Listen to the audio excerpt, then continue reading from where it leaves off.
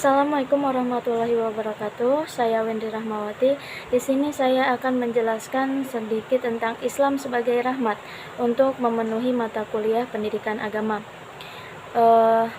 Jadi Islam hadir tidak hanya sebagai rahmat bagi umat manusia, tetapi juga alam semesta.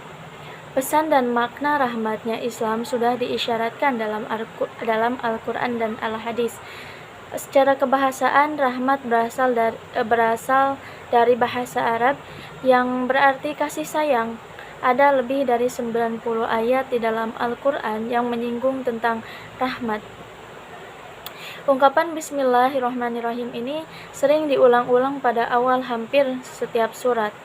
Rasulullah Shallallahu Alaihi Wasallam bersabda, "Sayangilah siapa saja yang ada di muka bumi, niscaya Allah menyayangimu." Artinya Islam amat menganjurkan umatnya untuk menebar kasih sayang. Bahkan itulah misi kenabian Rasulullah SAW sebagaimana dijelaskan dalam Quran surat Al-Anbiya ayat 107 yang berbunyi, A'udzubillahi minasyaitonirrajim, Bismillahirrahmanirrahim, wa ma arsalnaka illa rahmatan lil alamin. Al-ayat surat Al-Adin, yang artinya, dan tidaklah kami mengutus kamu Muhammad melainkan untuk menjadi rahmat bagi semesta alam, atau bisa disebut juga rahmatan lil alamin.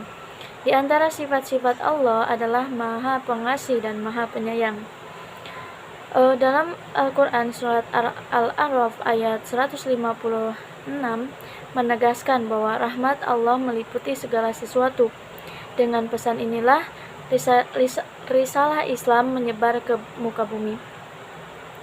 Sebelum Islam berjaya, Jazirah Arab sangat mengutamakan kebanggaan yang berlebihan terhadap suku masing-masing. Tidak mengherankan bila sering terjadi perang antar suku, bahkan persoalan sepele pun mereka menjadi perang.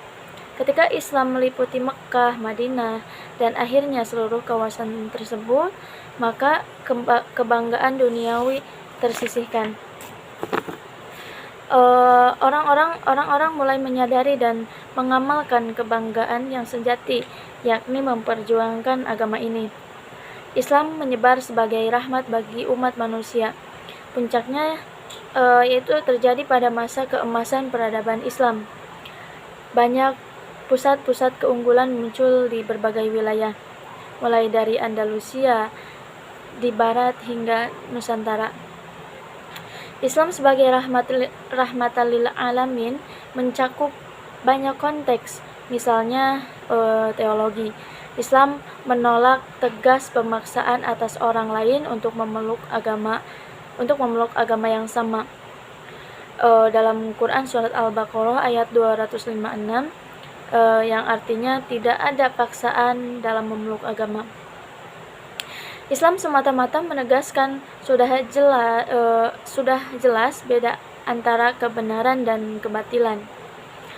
Kemudian tiap orang akan dimintai pertanggungjawaban tentang apa-apa yang dilakukannya. Kemudian dalam konteks sosial, Islam memberikan dorongan positif kepada umat manusia untuk saling mengenal satu sama lain.